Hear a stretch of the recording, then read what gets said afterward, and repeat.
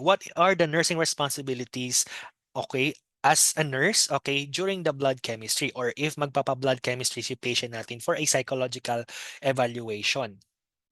Okay? Number one is we have to explain the procedure to the patient. So most common, pinaka-common naman yan, no? Explain the procedure, the purpose, and information related to the test.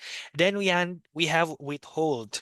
Pag sinabi natin withhold, we may mga tests na kailangan ng fasting na tinatawag. Okay? And dun sa blood chemistry natin, kailangan siya ng fasting. Okay? Usually yung fasting natin dyan is 8 to 10 hours or for others 12 hours, no? So we hold the food and fluids pre-test as ordered. Because if hindi natin siya hinold, it can give us a false positive or false high or false low readings. Okay? False high or false low readings kung hindi natin siya ipapag-fasting. Next is we have to provide privacy, of course, and comfort during the procedure.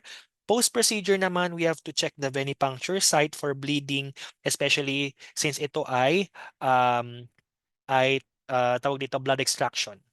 Then we ask the patient to resume the food and fluids as directed since naka-fasting siya, and of course, may hilo-hilo na yung patient mo during that time, no? So, kailangan mo siyang pakainin right away.